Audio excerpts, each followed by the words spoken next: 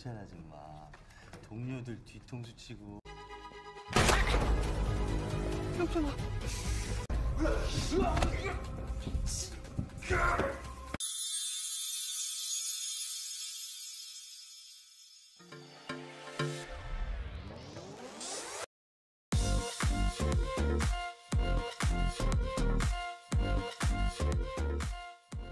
Yo ho ho ho ho, hai, kembali lagi di Cinema Channel Project. Film yang akan kita bahas alur ceritanya kali ini berjudul Limit. Dirilis tahun 2022, disutradarai oleh Lee Seung Joon. Para pemainnya ada Jin Seo Yoon sebagai Hong Yeon Ju, Lee Jung Yoon sebagai Yeon So Yoon, Moon Jeong Hae sebagai Hae Jin, Chae Dok Moon sebagai Kang Sung Chan, Lim Chol Hyung sebagai Park Yong Jun. Bercerita tentang pengungkapan tentang kasus penculikan anak untuk dijual belikan organ dalamnya. Soyun merupakan seorang polisi yang harus menggantikan seorang ibu yang bernama Yeonju yang jatuh sakit saat tahu adanya diculik. Awalnya semua berjalan lancar sampai sang penculik tahu kalau Soyun adalah ibu pengganti. Karena hal itu, anak Soyun juga ikut diculik. Saat uang tebusan itu diambil penculik, yang selamat hanya anak Yeonju. Karena hal itu membuat Soyun mencari informasi di mana penculik itu berada dan berusaha menyelamatkan anaknya sendiri.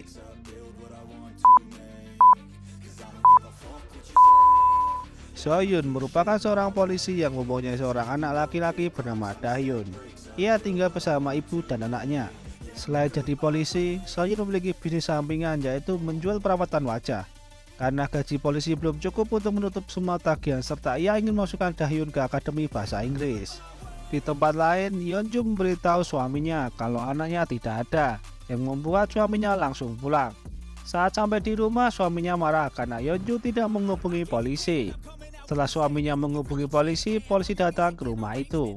Tak lama, Yeonju dihubungi oleh nomor yang tidak dikenal, mengatakan kalau anaknya telah diculik dan penculiknya meminta tebusan 300 juta won, serta mengancam kalau melaporkan polisi anaknya akan dibunuh. Soyun yang sedang tidur dihubungi oleh Sung Chan. Soyun menemuinya di luar rumah.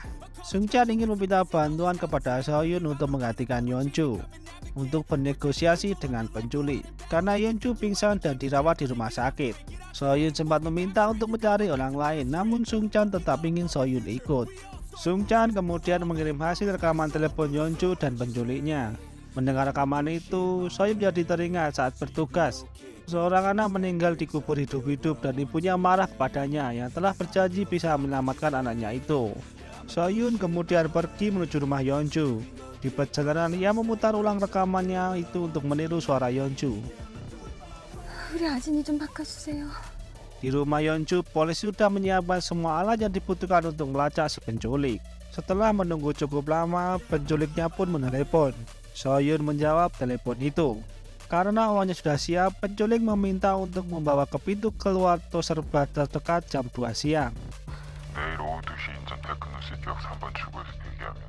Polisi mendapatkan lokasi telepon si penculik namun belum terlalu detail.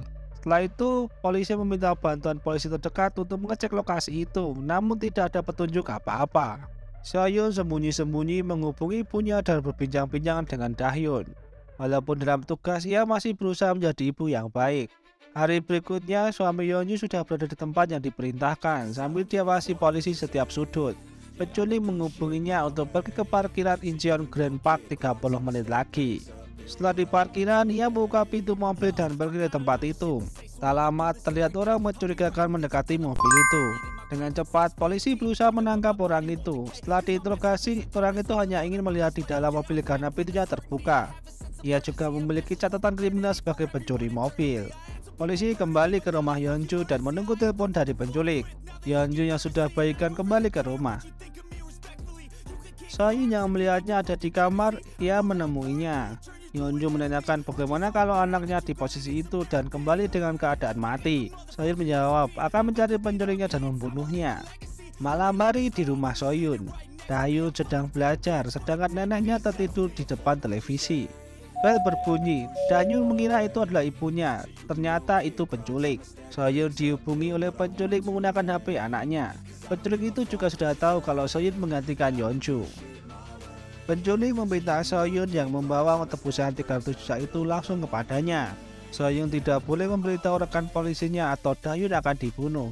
Karena yang terpenting adalah anak Yeonju, sedangkan Dahyun hanya alat pertukaran. Setelah itu, Soyun meminta izin pulang kepada Sunchan dengan alasan anaknya sakit parah. Soyun bergegas pulang dan mencari Dahyun di setiap sudut rumah, namun tidak menemukannya.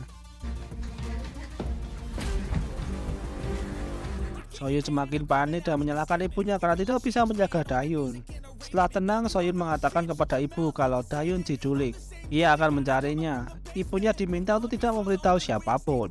Soyun kembali ke rumah Yeonju. Tak lama datang paket yang berisi potongan jari anak kecil. Ahli forensik mengecek kamar mencari sidik jari di kamar itu. Soyun meletakkan origami buatan Dahyun. Origami itu kemudian diperiksa juga. Sunchan mencari tahu dari mana paket itu dikirim. Menurut rekannya, kurir tidak mengambil langsung ke perusahaan pengirim, namun ada yang menemuinya di jalan dan menyerahkan langsung kepada kurir. Ahli forensik menyatakan bahwa sidik jari anak Yeonju tidak sesuai dengan sidik jari potongan jari itu.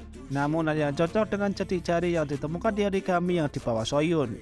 Mengetahui itu sidik jari Dahyun, Soyun mulai panik namun berusaha ditahan agar tidak terlihat oleh rekan-rekannya. Soyun kembali dihubungi oleh penculik mengatakan kalau itu jari Dahyun dan ia ingin segera membawa uangnya. Penculik menghubungi lagi ke telepon Yeonju meminta untuk menyerahkan teleponnya kepada Sunchan. Penculik meminta untuk Soyun yang membawa uang itu. Penculik meminta Soyun berkendara ke stasiun Wonghyeon. Soyun kemudian menuju ke tempat yang ditentukan, tentu saja diikuti oleh para polisi. Di koper juga sudah diberi pelacak. Di tengah jalan, penculik menghubungi Soyun mengatakan bahwa tempat transaksi berubah dan ia harus mengalihkan perhatian rekan-rekannya. Soyun yang melihat sebuah truk di depannya kemudian melemparkan pelacak ke dalam bak truk itu yang membuat rekan-rekannya terkecoh. Soyun pergi ke tempat yang ditentukan itu sendirian. Sunchan mencoba menghubunginya namun tidak bisa. Para polisi mengangkut truk itu dan menggeledah semuanya. Salah satu polisi menemukan pelacak itu. Soyun sampai di tempat pertemuan. Mendengar suara Dahyun, Soyun mencoba mendekatinya, namun itu hanya rekaman. Karena tidak menemukan, Soyun marah dan bertanya di mana anaknya. Ia sampai berlutut memohon agar Dahyun dilepaskan. Penculik meminta untuk meninggalkan uangnya dan pergi dari tempat itu. Setelah Soyun pergi, datang Jungyong, salah satu anak buah penculik. Saat mengambil uangnya, tiba-tiba Soyun datang menggunakan mobil dan menabrak Jungyong. Soyun bertanya tentang anaknya, namun karena Jungyong memiliki gangguan mental, bukannya takut malah menyerah Soyun untuk menusuknya. Dari belakang muncul Myeong-song, memukul Soyun dan membuatnya pingsan. Setelah itu datang bos penculik yang bernama Hae-jin. Setelah itu mereka meninggalkan tempat itu. Tak lama Soyun terbangun dan menemukan anak Yeonju. Soyun kemudian melapor ke tempat itu sedangkan dirinya pergi mencari Hae-jin. Polisi pun datang ke tempat itu. Yeonju dan suaminya langsung ke rumah sakit setelah tahu kalau anaknya selamat. Soyun membersihkan diri di toilet umum dan berganti pakaian, lalu melanjutkan pencariannya. Soyun diam-diam mencuri mobil di sebuah parkiran. Saat Yeonju akan pergi ke toko serba, Soyun menangkapnya lalu menanyakan di mana markas para penculik. Setelah dicekik oleh Soyun, Yeonju kemudian mengatakan tentang dokter yang terlibat yaitu Park Yeong-jun. Di markas penculik, Hae-jin, Myeong-song dan Junyoung sedang menghitung uang. Selain Junyoung, Myeong-song juga memiliki gangguan mental. Tak lama datang Park Yeong-jun, dokter yang memiliki bisnis jual beli organ ilegal di Filipina, dan bekerja sama dengan Hae-jin dan anak buahnya untuk mencarikan anak-anak yang sesuai dengan permintaan. Hae-jin merupakan guru kesehatan di banyak sekolah. Saat di rumah sakit, Yeonju teringat tentang operasi hati anaknya 3 tahun lalu di Filipina.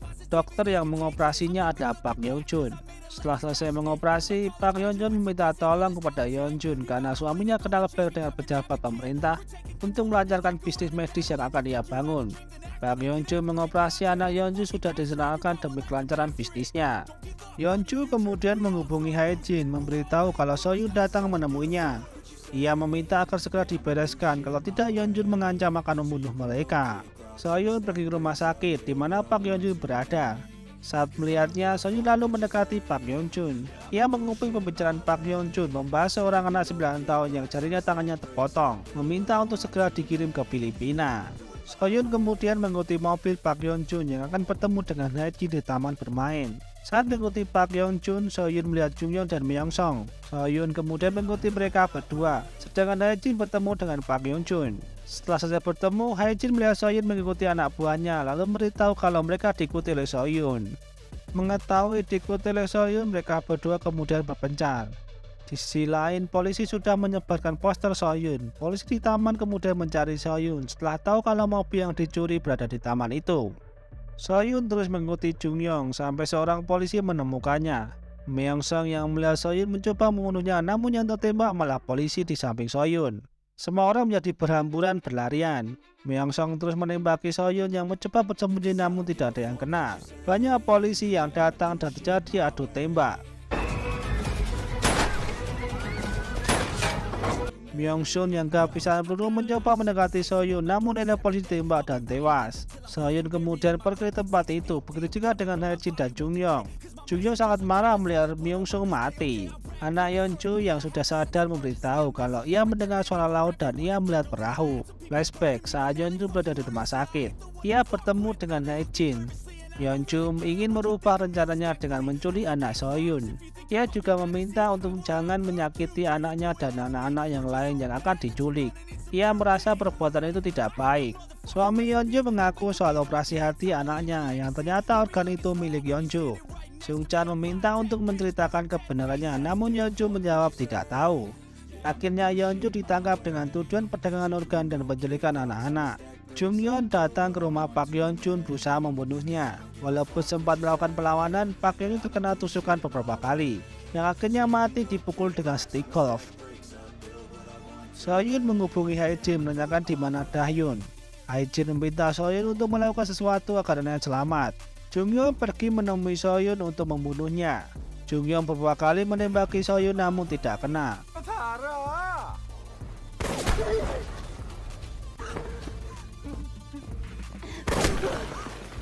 Lalu terjadi perkelahian yang membuat Junghyun terlempar ke jalan yang membuatnya tertabrak mobil dan tewas.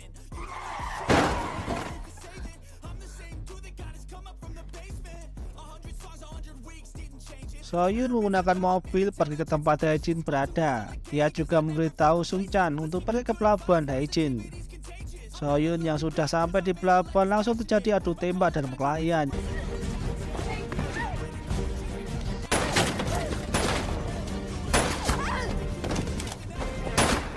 Yang akhirnya Haejin tewas tertembak, dan Soyun sempat terkena tusukan.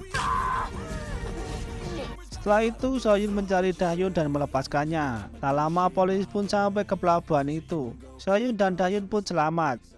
Cerita usai.